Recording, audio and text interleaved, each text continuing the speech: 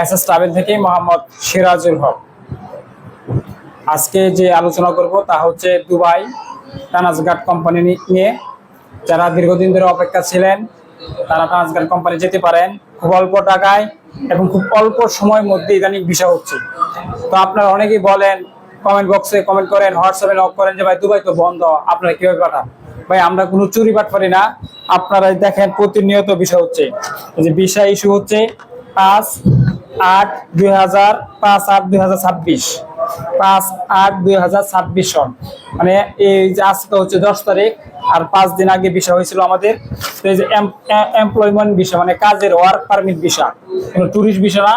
আর employment visa আমরা দীর্ঘদিন ধরে দুবাই ট্রান্সগার্ড কোম্পানি সম্পর্কে আপনারা জানেন, আর আমরাও কাজ করতেছি।